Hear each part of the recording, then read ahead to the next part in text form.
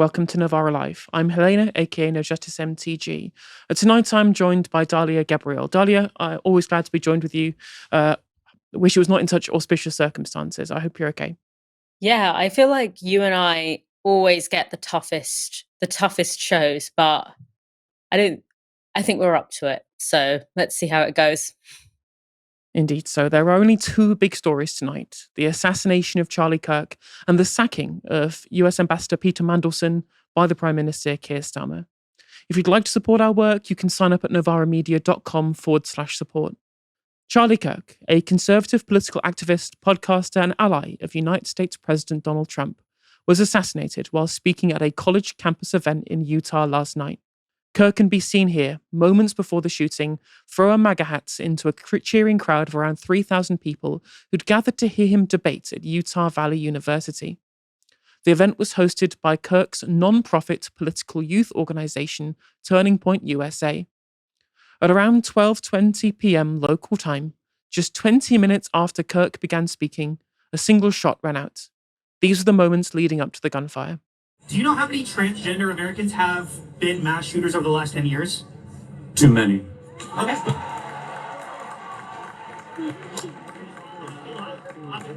Americans by. Okay, now 5 is a lot, right? I'm gonna give you some credit. Do you know how many mass shooters there have been in America over the last 10 years? Counting or not counting gang violence? Great. Kirk was hit in the neck and briefly clutched the injury before collapsing to the ground. This map shows the position of Charlie Kirk at the time of the shooting, in the university quad in the lower left corner. The shooter is thought to have taken position on the roof of the Lucy Center, around 140 yards away, in the center of the map. Footage posted online shortly afterwards captures a figure running at pace along the rooftops, moments after the gunshot. And footage shot before the event appears to show a figure taking up a position on the roof.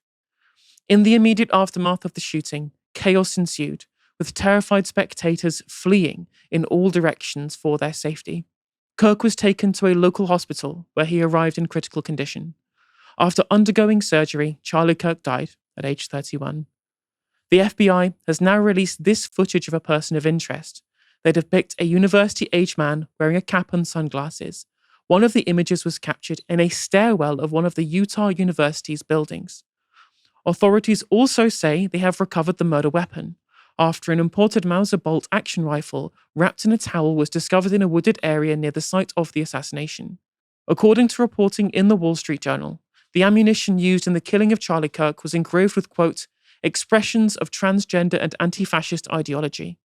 I'm joined now by Majority Report contributor Matt Binder. Matt, what was your first reaction to the shooting of Charlie Kirk? Hi, it's great to be here on the show, and wish it was under different circumstances, but this is the reality here in the United States of America. I mean, that's really my first reaction when I saw what happened. I mean, we are the only country where these sorts of mass shootings or school shootings happen on, quite frankly, a regular basis. At the same time, Charlie Kirk, again, and you should know that, this happened on a school campus. So this is considered a school shooting. And at the same time this happened, or shortly after, there was another school shooting in Colorado. This has become reality here. And you have people who want to deal with it. You have people who don't want to deal with it. You have people who want to, use it to contort their ideology, to contort the issues to fit their ideology and talk about issues that, quite frankly, have nothing to do with it. It's a very sad state of affairs, but it's 2025 in the United States of America. What do you think are going to be the political implications of this? Oh boy. I mean, it remains to be seen, really, right? I mean, you have Donald Trump putting out a statement in a video claiming that in order to uphold Charlie Kirk's values of free speech, they're going to go after people calling them Nazis, which is a very, hypocritical thing to say. But again, this is the reality of the political sphere in the United States of America right now.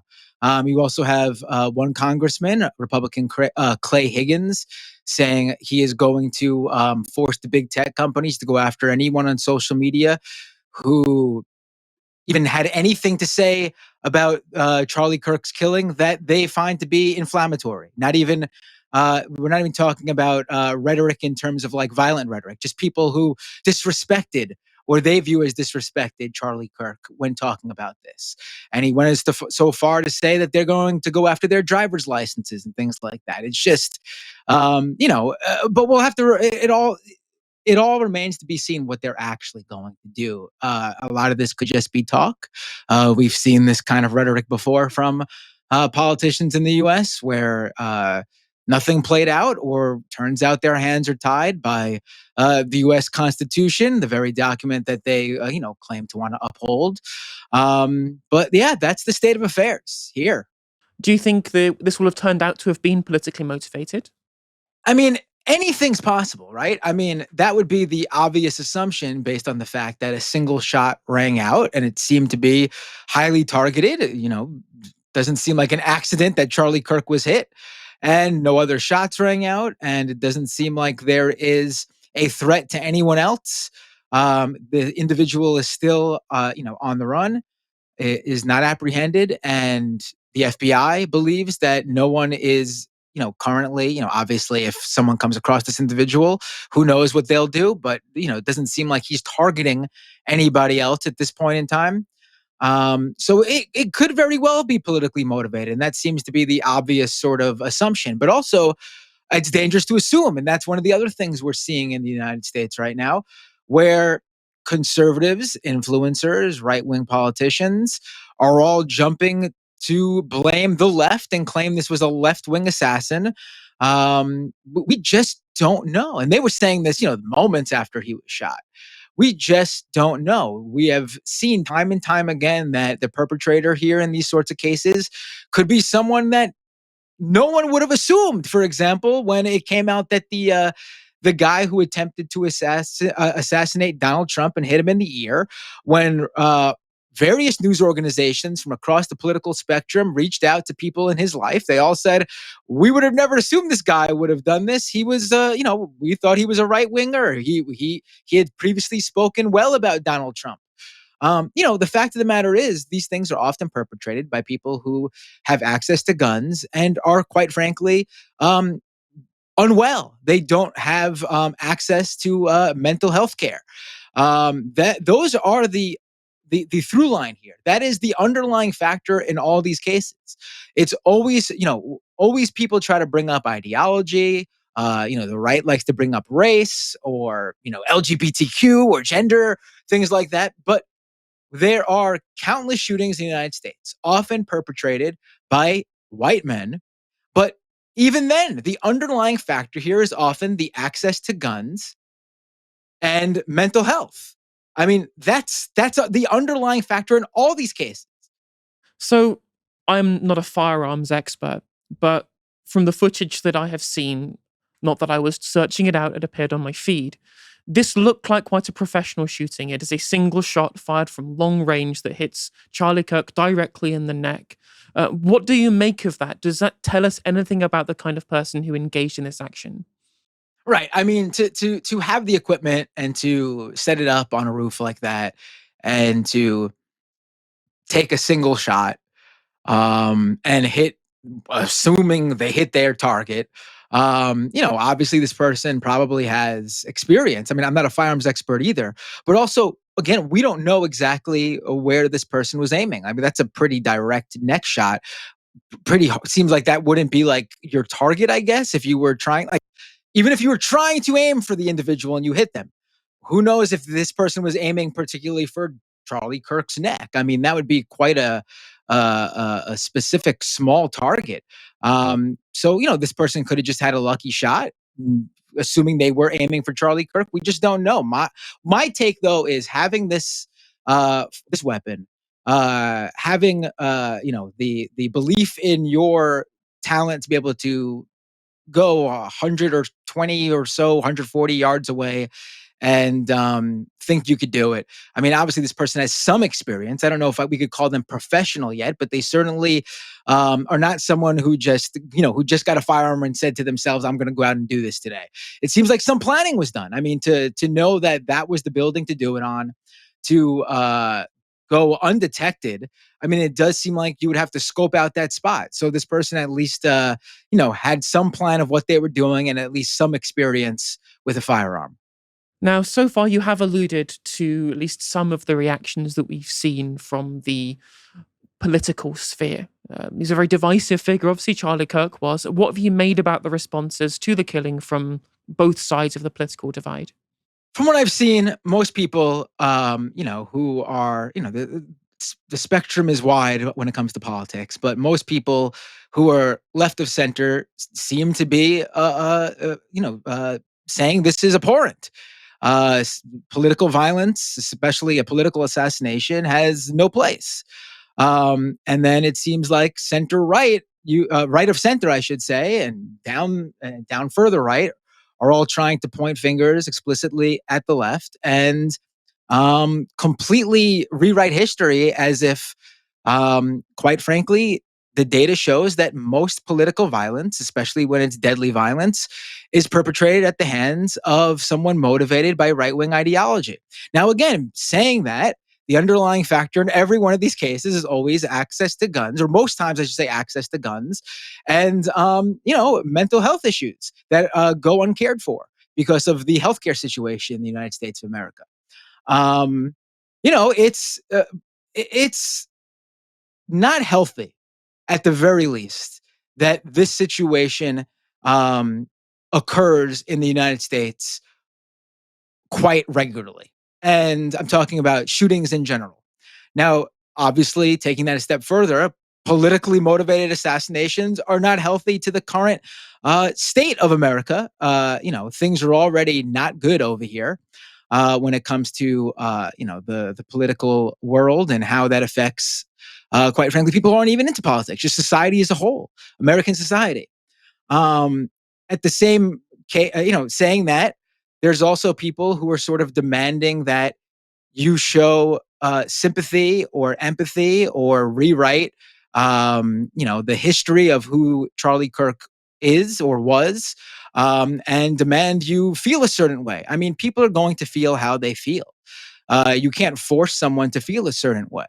I think you can very easily um, denounce political violence, political assassination, say this should happen to no one, including Charlie Kirk, but also correctly talk about the legacy Charlie Kirk leaves behind. And it's not disrespectful to do that, like a lot of people on the right wing are trying to say. I mean, people leave behind all sorts of legacies. And you can't rewrite history just because of how someone died. And, it's the whole thing is a terrible occurrence, but you can't force people to feel a certain way, and it's quite frankly unhealthy to try to do that. I mean, Charlie Kirk was probably a great figure in many people's lives, and a person who ruined the lives of countless people too. That's the legacy he chose to leave behind. He was quite proud of that. There are people who are getting upset at Charlie Kirk's quotations, his own verbatim quotes being put in obituaries. I mean, that's who Charlie Kirk is. He put that out. It wasn't a moment of these quotes aren't like, oh, that was him in his worst moment or whatever. No, that's just who he was. And history should accurately portray Charlie Kirk and anyone who as who they were. They shouldn't rewrite history based on a single event. And that's, I think, the best way to sort of look at this. If you're someone who's struggling with this situation and who it happened to, it's bad that it happened. It's bad that it happened to Charlie Kirk.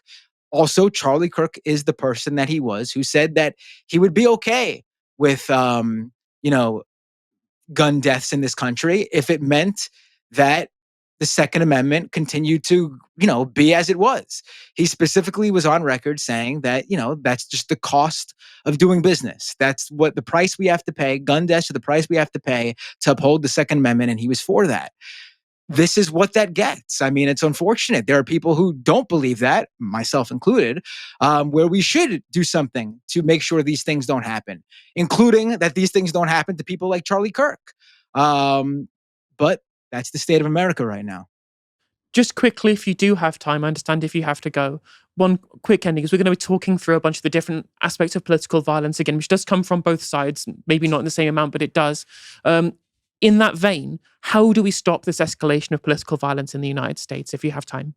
No, I mean, I don't even know. I mean, we are so far gone at this point. Like I was saying on my stream the other night, like there was a time, even just like, pre 2020, even during the first Trump administration, where like if something was truly false out there and you were able to, really debunk it in a well reported, well written out, a well presented way, the majority of people would say, "Oh, that's not true. That's false." But we are now beyond that. We now live in a world, and this probably even goes beyond the United States, where lies and falsehoods and statements just strictly made purposely to get a rise out of people spread and are believed. And no matter what you do to show that the facts prove that belief or that sentiment or that statement wrong, no matter what you do, there is still a significant number of people, more significant than ever in my lifetime, that will continue to believe the falsehood because it fits what they want to believe. And I don't know how you come back from that. I don't know what you do about that. And I wish I could tell you a better answer, but that's the truth. And I would have to put my own words that I do hope that we can find a way out of this. It does seem very difficult. Now, if it does turn out that Charlie Kirk's assassination is politically motivated, it'll be just the latest in an escalating streak of US-based political violence over the last few years. And that violence hasn't only come from one side. In 2017, Republican Congressman Steve Scalise was among 4 people shot at a party baseball game, all of whom survived. Initially charged by the FBI to be suicide by cop by the shooter, the shooting was later reclassified as domestic terrorism. The shooter, 66-year-old James T. Hodgkinson, a lifelong left-wing activist, was killed by police. In 2018, the US Postal Service intercepted 16 packages containing rigged pipe bombs addressed to senior Democrats like Hillary Clinton and Barack Obama, Democratic Party donors like Robert De Niro and George Soros, as well as the media outlet CNN. Serial criminal and Fox News addict Cesar Altieri Sayoc Jr. was jailed for the crime in 2019. In 2022, Paul Pelosi, husband of then House Speaker Nancy Pelosi, was attacked with a hammer in his home, sustaining a skull fracture. The assailant, David DePape, had gone from being a Green Party member to a far-right conspiracy theorist, yelled, where's Nancy," during the attack. In 2022 and 2023, New Mexico Republican politician Solomon Peña organized a series of drive-by shootings on the homes of Democrat lawmakers in the state and was alleged to have participated in at least one himself. He was jailed this year. In October 2023, just days after the October 7th attack, 6-year-old Palestinian-American Wadia Al-Fayoume was stabbed to death by his family's landlord Joseph Gazuba, who also tried to strangle Wadia's mother. The attack was motivated by anti-Palestinian extremism, with Gazuba's wife describing him as terrified of a conspiracy theory involving a so-called National Day of Jihad he'd picked up from conservative radio. Political violence was already a pretty ever-present feature of the American life by 2023, but the pace and intensity picks up in 2024. In July of 2024, a shooter attempted to assassinate Donald Trump while he was on the campaign trail in Philadelphia, killing a bystander instead and grazing Trump's ear. The shooter, Thomas Matthew Crooks, who was killed by security, was a registered Republican who once gave a small donation to the Democratic Party as well. His social media contained posts on anti-immigration and anti-Semitic themes. 2 months later, in September 2024, there was a second alleged attempt on Trump's life, when a man was spotted pointing a rifle at Trump on his Florida golf course. The suspect, Ryan Wesley Ruth, went from voicing support for Trump in 2016 to asking the Iranian government to assassinate him in a 2023 self-published book. In December that year, United Healthcare boss Brian Thompson was gunned down outside a Hilton hotel in Manhattan. Political posts by the very famous suspect Luigi Mangione span both the left and the right wing. In February this year, 27-year-old Jewish Floridian Mordecai Brafman allegedly opened fire on 2 Israeli tourists who he believed were Palestinians in Miami. And in May, 2 workers at the Israeli embassy in Washington were shot and killed outside the city's Holocaust Museum. The suspect, 30-year-old Yaron Lischinski, waved a red keffiyeh and yelled "Free Palestine" as he was arrested. He had briefly been linked previously to a communist party 8 years earlier. And in June, 8 people were injured in Colorado after they were attacked at a rally for the Israeli hostages by a man wielding a flamethrower and a petrol bomb. The suspect, Mohammed Sabri Soliman, is alleged to have yelled "End Zionism, Free Palestine" during the arrests. And also in June, Minnesota state lawmaker Democrat Melissa Hartman was shot and killed alongside her husband at their home. Earlier that day, another Democrat lawmaker, John Hoffman, was shot alongside his wife in their home. They were both hospitalized, but they both survived. The suspect, 57-year-old Vance Luther Belter, was alleged to have impersonated a police officer to gain access to the homes before opening fire. His motive is thought to involve his anti-abortion stance, and a list of 70 other targets, including several Democratic Party politicians, was found in his car. That is the long and bloody background to the latest apparent political assassination. Though we should say we still don't know the identity or necessary political beliefs of the killer at time of recording. But despite that history and the dangerously heightened atmosphere in the wake of Kirk's killing, some politicians seemed eager to capitalize and fan the flames of political violence. US President Donald Trump released this statement remarkably quickly. To my great fellow Americans, I am filled with grief and anger at the heinous assassination of Charlie Kirk on a college campus in Utah. Charlie inspired millions, and tonight, all who knew him and loved him are united in shock and horror. Charlie was a patriot who devoted his life to the cause of open debate and the country that he loved so much, the United States of America. He fought for liberty, democracy, justice, and the American people. He's a martyr for truth and freedom, and there's never been anyone who was so respected by youth. But what started out as a pretty dignified statement quickly became something else altogether. It's a long past time for all Americans and the media to confront the fact that violence and murder are the tragic consequence of demonizing those with whom you disagree day after day, year after year, in the most hateful and despicable way possible. For years, those on the radical left have compared wonderful Americans like Charlie to Nazis and the world's worst mass murderers and criminals. This kind of rhetoric is directly responsible for the terrorism that we're seeing in our country today, and it must stop right now. My administration will find each and every one of those who contributed to this atrocity and to other political violence, including the organizations that fund it and support it, as well as those who go after our judges, law enforcement officials, and everyone else who brings order to our country. From the attack on my life in Butler, Pennsylvania last year, which killed a husband and father, to the attacks on ICE agents, to the vicious murder of a healthcare executive in the streets of New York, to the shooting of House Majority Leader Steve Scalise and 3 others, radical left political violence has hurt too many innocent people and taken too many lives. Now, whilst the statement that political violence has taken too many lives is undoubtedly true, as I have detailed in the list of all these different politically motivated killings, the idea that it comes from specifically one side, i.e. a quote-unquote radical left, is patently untrue, especially given that, again, especially at time of recording of Trump's message, the identity and ideology of the killer or the motivations of the killer of Charlie Kirk was still unknown. This obviously was jumping the gun. And of course, I would agree that escalating violent rhetoric is a bad thing. Everything needs to be toned down as much as we can to avoid much more violence, especially in a country which is as prone to violence as we have seen from those list of these different political targeted attacks as more than other countries, right? It's clearly uniquely at risk in a way that a lot of other countries just aren't this level of violence. And in my opinion, it does not help when we, or indeed Trump, tries to point fingers at a specific side of the political spectrum as if they are uniquely to blame for the situation as it is, rather than a broader problem of the level of rhetoric and discourse in America across all sides, who clearly need to be able to tone this down moving forward. I do personally find this quite interesting, given that in the UK, right now, we are currently in a similar discussion about what does count as violent or incitement rhetoric and what doesn't.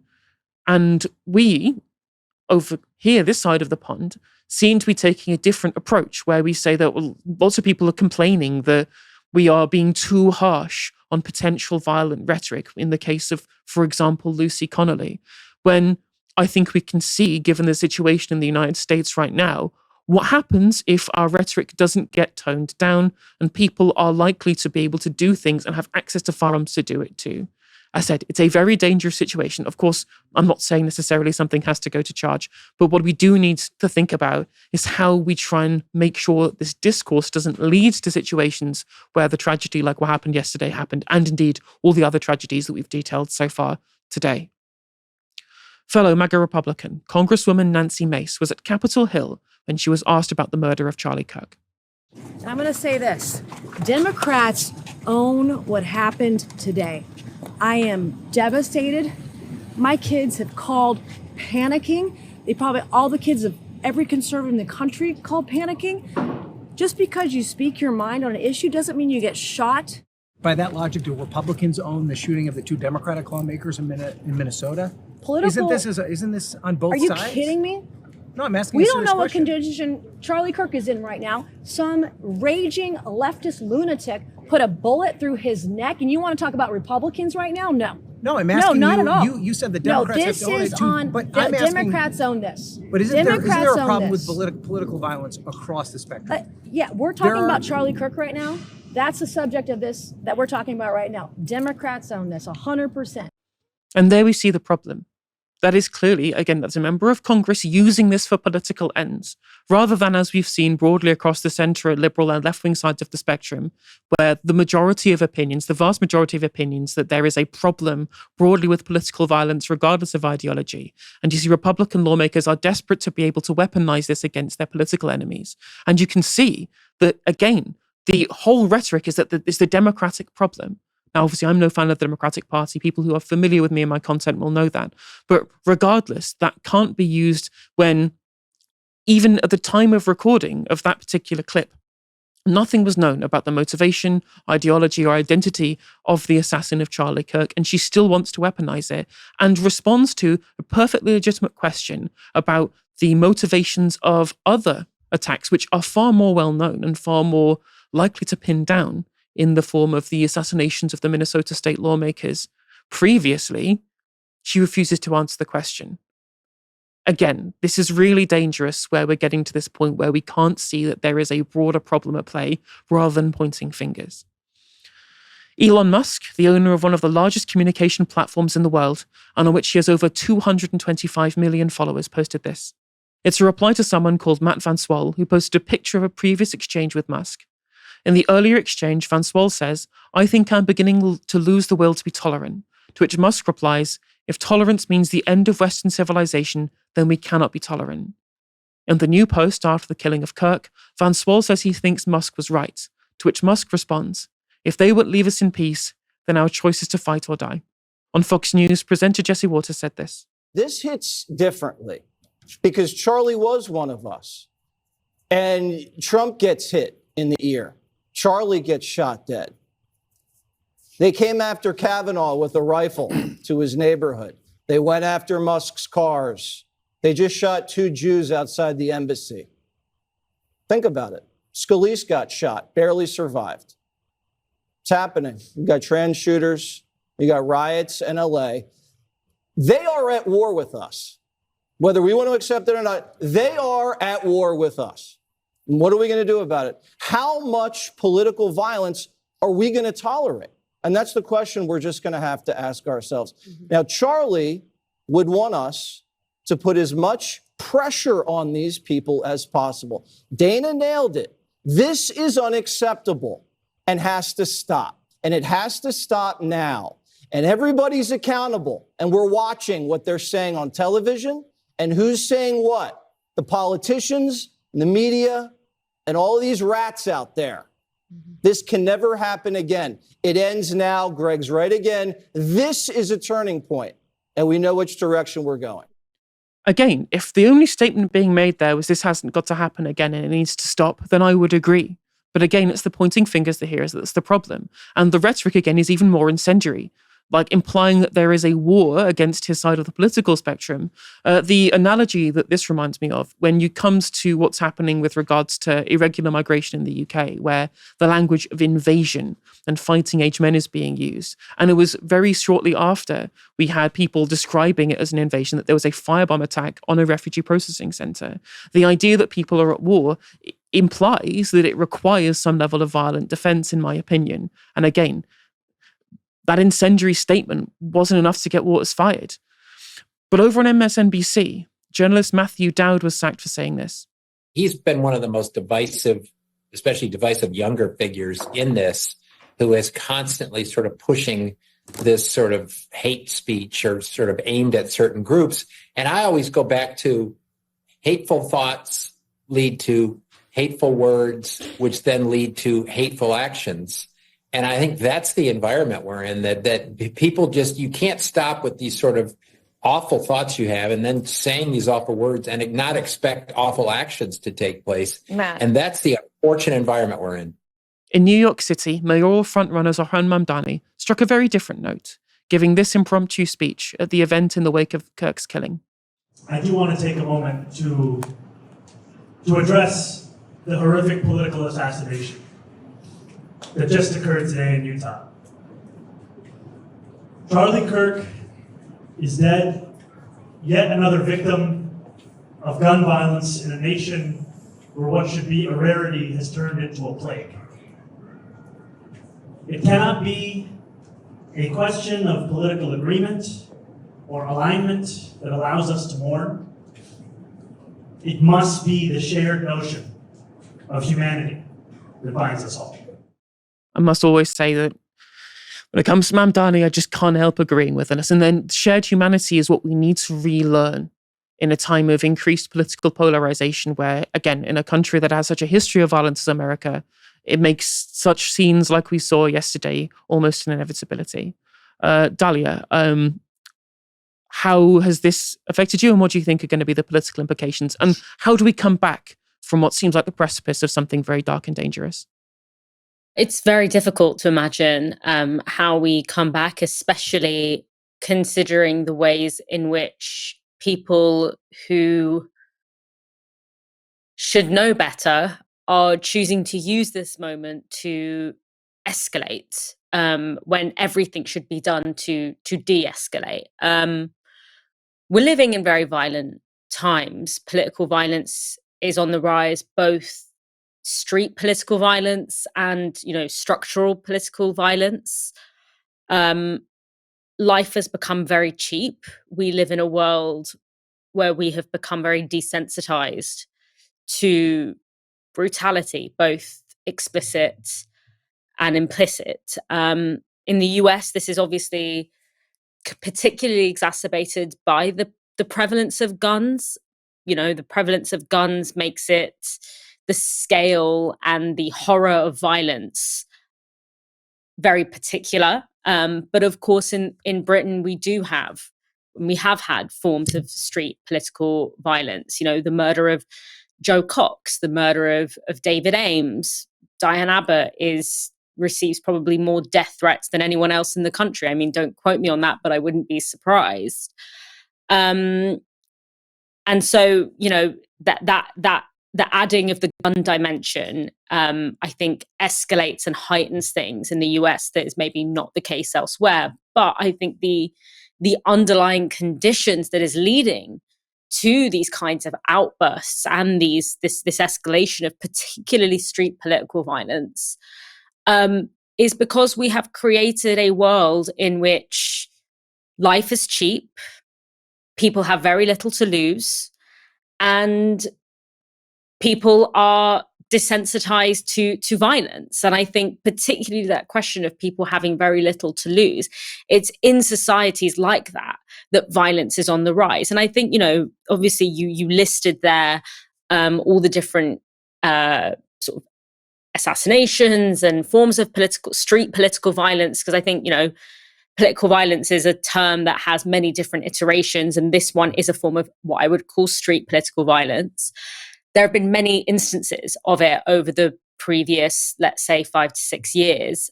I would say it kind of began with, in 2011, obviously, Andres Breivik assassinating several young people at a Norwegian climate camp.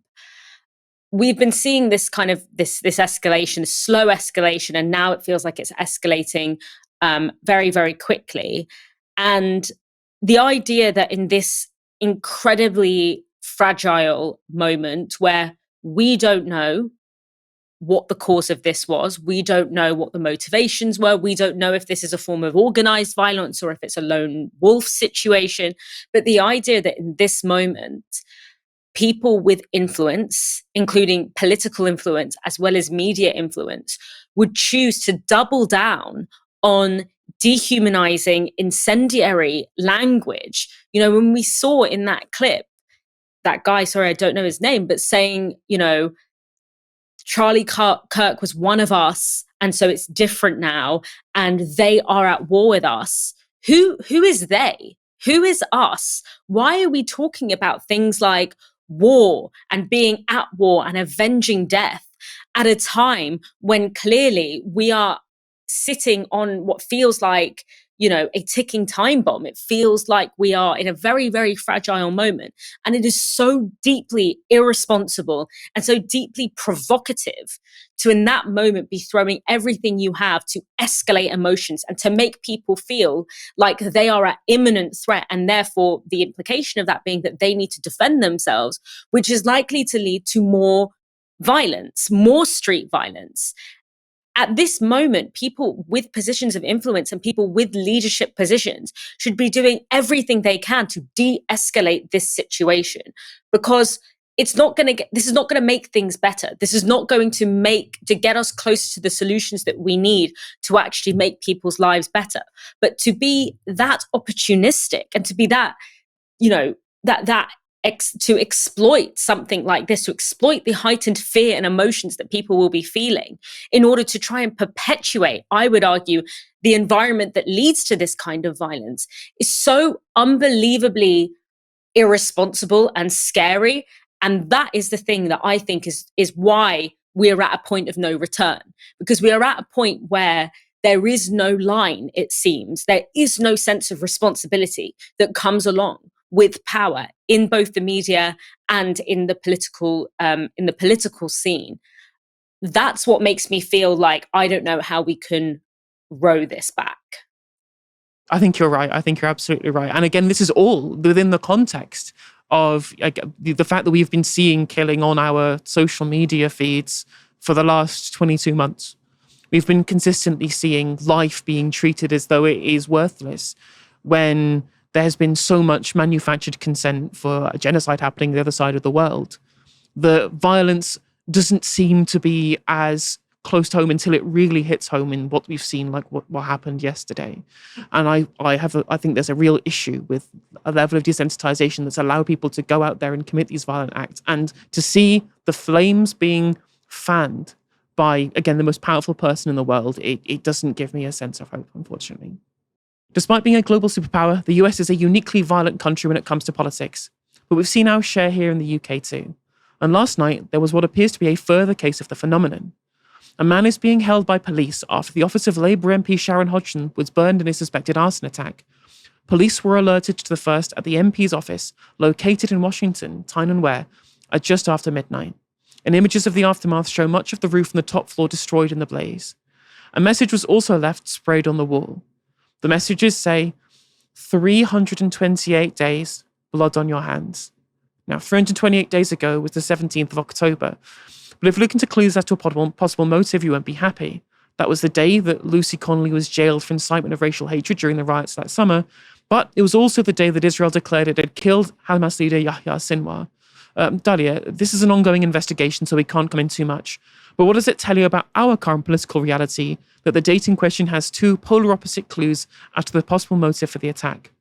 I mean, it tells you that things are deeply dysfunctional. And I am also deeply frustrated by the fact that Keir Starmer is choosing to use the power of the state to go after people engaging in, you know, very peaceful protest, I'm talking about people, just, elderly people, disabled people holding up signs in a town, in a square, that they are choosing to use sort of the full might of the Metropolitan Police against them in order to make a point, right?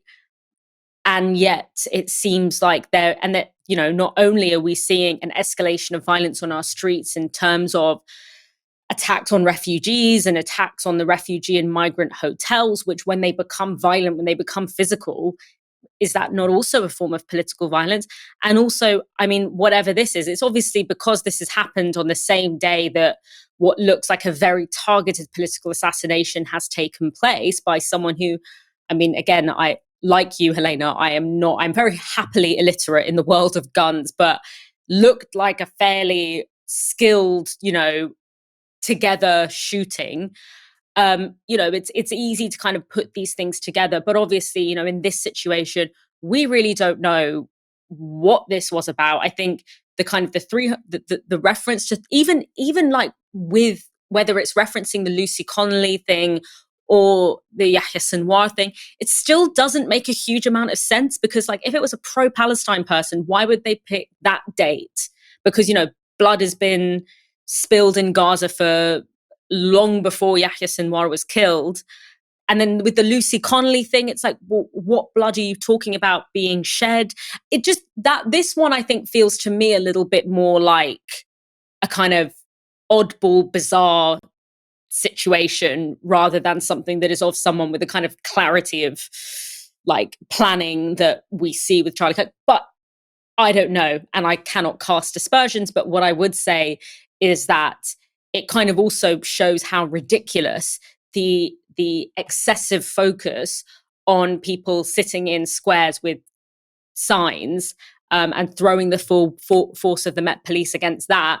It kind of looks a bit more ridiculous when you consider what else is happening on our streets and in the streets of the US, which obviously is experiencing a lot of the similar kinds of tensions and political contradictions that we are experiencing here, but with guns. Very glad to be living in a country with very few guns. It's one of the very few things that I'm glad to be living in this country for. Before we continue, if you've been tuning in this week, you'll have already heard about Ash's newsletter, The Cortado. Now, this isn't some dry summary of the news of the day. Expect the very best mix of puns, analysis, jokes, and recommendations, all wrapped up in a roundup of the week's most essential news. All of that straight in your inbox and, of course, free as always. The Cortado delivers an exclusive take directly to your inbox every Friday morning. That means you only have tonight to sign up if you want to get this in your inbox tomorrow. You won't regret it. The link is in the bio, or you can head to novara.media/The Cortado. The UK's ambassador to the United States, Peter Mandelson, has been sacked today after days of media scrutiny over his links to disgraced financier and convicted sex trafficker Jeffrey Epstein. Calls for his resignation were ignited by revelations published last week in the Wall Street Journal, who released alleged contributions by Mandelson to the infamous Epstein birthday book that was subpoenaed by the US House Oversight Committee. We cover those revelations on Tuesday's show, but today's resignation comes after new information was released by Bloomberg regarding email exchanges between Mandelson and Epstein from around about 2008, whilst Mandelson was the European Trade Commissioner and after Epstein had been convicted on child sex offences. Here's how Bloomberg broke the story.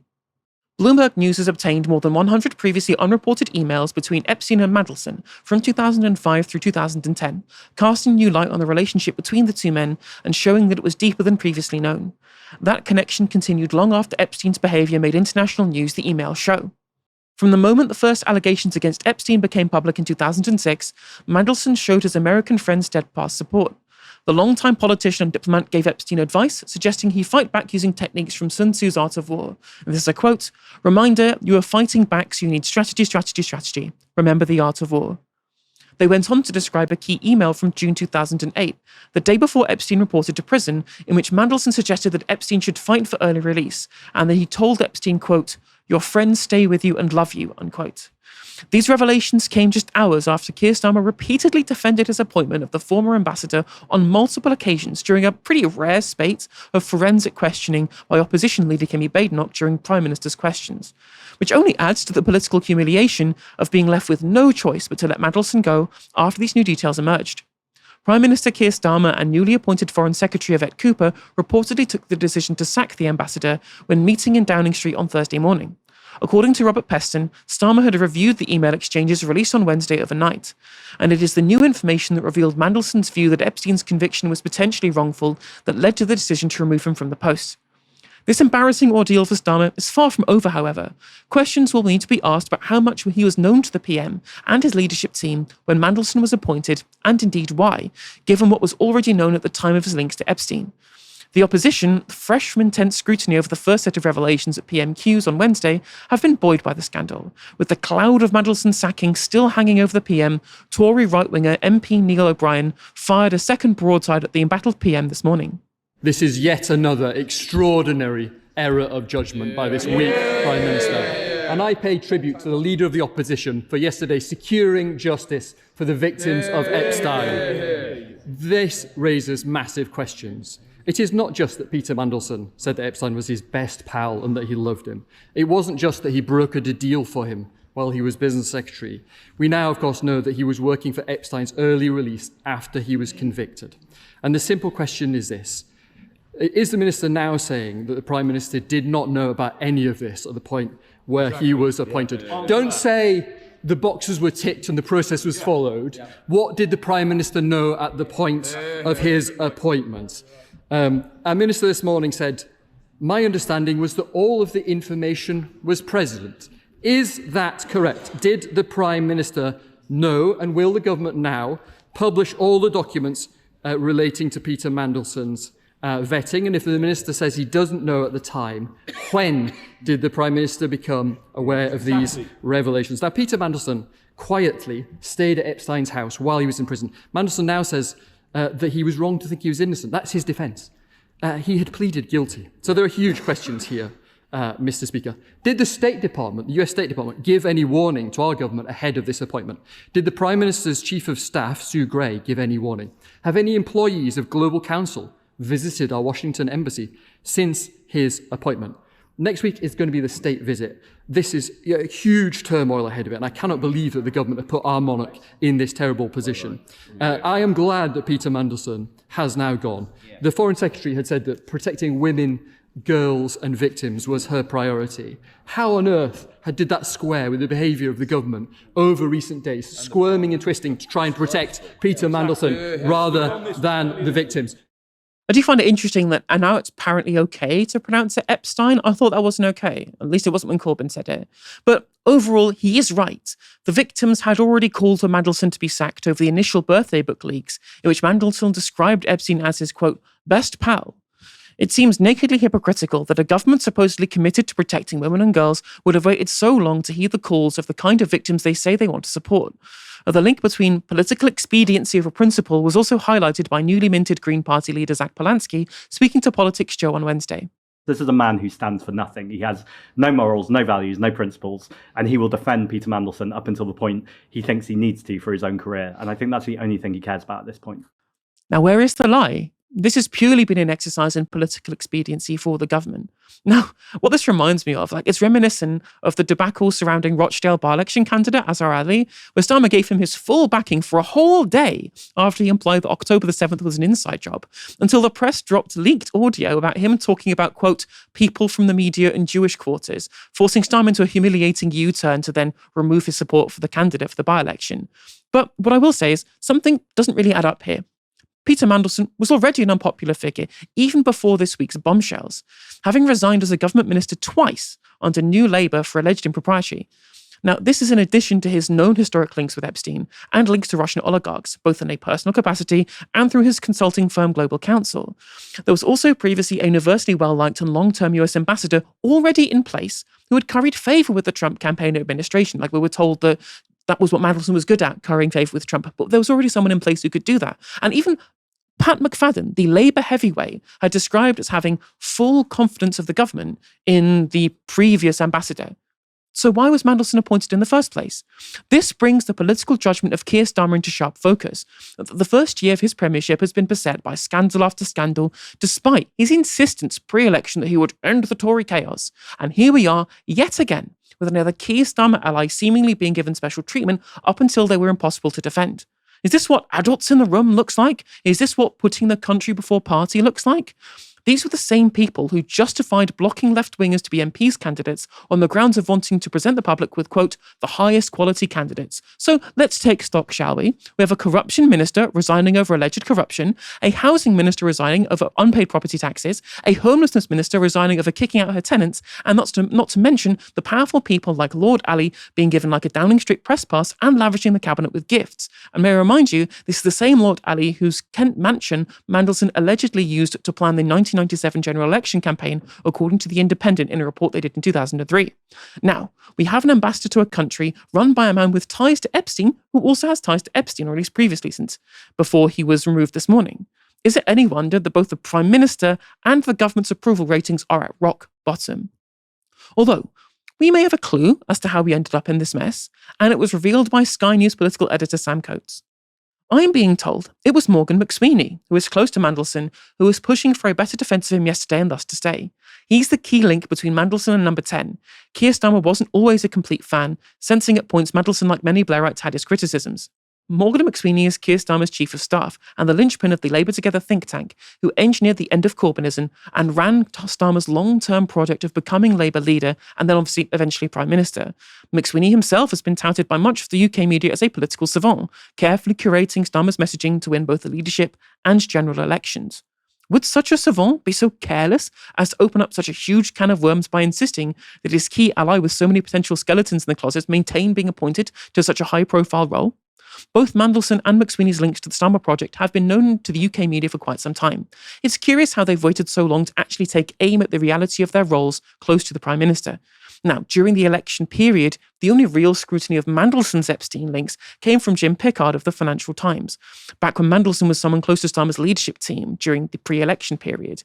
And there was essentially zero coverage of McSweeney, despite him already having press links, whom he allegedly facilitated the spread of Jeremy Corbyn's supposed anti-Semitism with, according to reporting from Anushka Astana at The Observer earlier this year.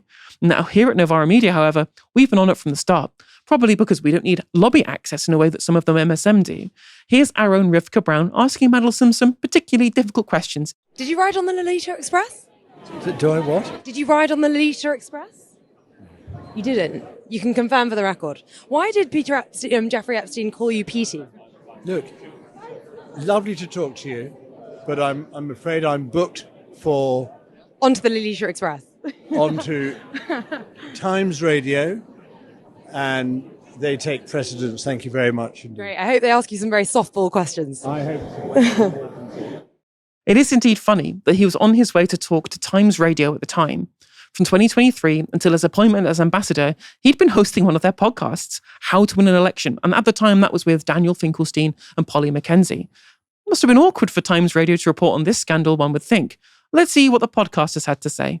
Peter Mandelson's colourful background and past was well known. He'd been involved in plenty of scandals before. It's part of the reason why he made such a fantastic panelist on this very show before you were here. Was there an element that Keir Starmer was blind to what he perhaps should have thought better could be looming problems? Look, I genuinely don't know what Keir knew and didn't know. I'm sure he didn't know the full package. I think it just would have been too risky to do. He will have known Peter's somewhat checkered past, and obviously I was around when in the previous two occasions when Peter left, and he will have known that. And the thing with Peter is Peter's brilliant. Peter is brilliant. I mean, you know Peter. Peter is brilliant, and he was a fantastic minister. The sad thing is, I think he was also a really, really good ambassador for the UK. But there's the other side of Peter that comes and haunts him, and it's Peter's own judgment about Peter is I'm afraid, the thing that is always his downfall. And I guess that's what's happened here. It's his past catching up with him. But I do think for the UK, it's actually really unfortunate. Really? You think? It's so interesting to watch these people who just kind of gush about him, I guess because it's so awkward to admit that you were palling up to somebody who had all these close links to Jeffrey Epstein, because this is after all this information was released. It's very weird statements there, in my opinion. Talking up, I was such a great minister. He had to resign twice. Like, it's very rare someone resigns once, let alone twice. And so to big him up as being such a great minister, to be such a great podcast host, given everything that we know about him, all his different kind of colourful parts of his history, as they would put it, and then to just the very, very weird statement, very, very gushing statement there for someone who I don't think anyone else in the country outside of the media and political sphere have a particularly high opinion of. But the reality, it seems, is that the UK press had very little interest up until recently in letting the public know about the people really in control of Keir Starmer's decisions, both as leader and as Prime Minister, as Keir Starmer similarly has very little control over quite a lot of the decision-making himself. If you'll recall, he was described earlier this year as being sat in a driverless train by sources close to him. It must be remarked as well that everyone believed Boris Johnson would be able to weather the storm of his own scandals until the press turned on him unilaterally and the weight of the reporting twisted the arm of his cabinet to force him to resign. And the final scandal that caused the end of his premiership was his appointment of Chris Pincher. Now, whilst the appointment of Mandelson is not the same, it's not as egregious, of course, because he was just an associate of Epstein, rather than Pincher, who was the alleged perpetrator in a series of groping incidents himself. But both Starmer and Johnson were aware of what both of these appointees were implicated in at the time of their appointments. The only question is to what extent. If the Pincher scandal was enough to trigger Johnson's resignation, we must seriously question Starmer's political future. Inside sources had already intimated to the BBC's Nicholas Watt that it's only a matter of when, not if, he resigns. And if you ask me, I do not think that given everything that's happened from last July until today, that Keir Starmer is fit to be Prime Minister of this country. Dalia, do you have confidence in the Prime Minister? I mean, no. And I also don't have confidence in Morgan McSweeney, who allegedly is the one who is making all of these terrible decisions. A little background on Morgan McSweeney. He was widely lauded as, the man who knows how to beat the far right because he beat the BNP in Barking and Dagenham, where they were going to sort of make some electoral gains, and he was able to kind of quash that, and he was credited to be the mastermind behind that campaign. There are some there's some articles that I read that have kind of questioned that role of him being the mastermind. But what I would say is I think he's doing an absolutely brilliant job of really, staving the far right influence away. I mean, I've never felt more safe in my life in this country. I mean, I walk down my street and, if I happen to walk past a hotel that is sheltering displaced people, refugees, I have utmost confidence that they are not at risk of being assaulted or abused by a right-wing mob. So I have to say, I'm very grateful to Morgan McSweeney that he is keeping us safe from the rising tide of the far right, a true political strategy unlike anything I've ever seen in my life. When it comes to Peter Mandelson, first of all, when you're talking about a politician's checkered past, maybe you're talking about him having an affair or, him maybe having an outside baby, a child outside of his marriage or whatever. You're not talking about being like Bezzy mates with one of the most notorious sex traffickers that we have ever known of. That is not having a checkered past. That is having existing and being connected to a world that no one with any integrity would want anywhere near their political project. And, Starmer is going to trying to spin this as if the revelations of this birthday book somehow tell us something that we don't already know. That is gaslighting, and that is not true. If Rivka Brown, who, Rivka's a fantastic journalist, but she's not a fantastic journalist because she has some kind of like insight into how the elite circles run. She doesn't have her kind of ear to the ground in elite circles. She has a political analysis and integrity and, a desire to find out the truth about things. And that's what makes her a really good journalist. If Rivka Brown knew in 2023 that Peter Mandelson was perhaps inappropriately close friends with Jeffrey Epstein, then you cannot tell me that someone who was in the center of political power like Keir Starmer would not have gotten the memo. So this idea that, it wasn't common knowledge that Jeffrey Epstein and Peter Mandelson were very close and that Peter Mandelson continued to be very close friends with him even after his convictions and these revelations. Something which, by the way, brought down, Prince Andrew. So I don't understand how it could bring down Prince Andrew, who's a literal monarch, and not bring down Peter Mandelson. But for a man like Starmer, who we believe is so obsessed with optics, is so obsessed with how things look above everything else, above anything, any kind of substantive politics, it really is an unbelievable gamble that he would take to make someone like Peter Mandelson, with the kind of baggage that we know Peter Mandelson to have, the ambassador to the US, especially when you consider the fact that he did mass purges, mass deselections of left-wing people from the Labour Party under the guise of quality control. One of those people that he tried to purge from the Labour Party under the guise of quality control was Diane Abbott. Diane Abbott, the first black woman MP this country has ever been, has ever had, who has faithfully served her constituents. Whatever you think of her politics, she's faithfully served her constituents for 38 years. She's the longest serving MP sitting in Parliament right now. She's a trailblazer.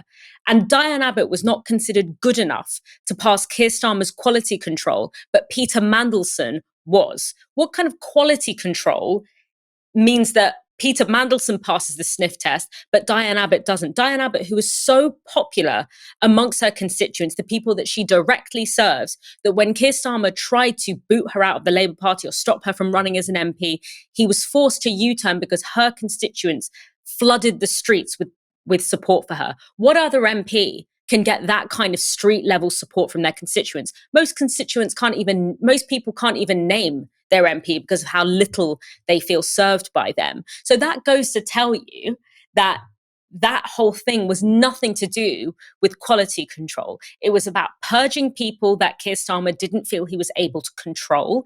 And it was about signaling to a particular elite configuration that he is safe and that he is on their side. And that is, by virtue of his connections to Epstein, we know that Peter Mandelson operated within that elite circle, because Jeffrey Epstein, and this is not to kind of put him in the same category as the most egregious things that Jeffrey Epstein did. We don't have any evidence for that. We do not know that. And I'm not here to cast aspersions on that.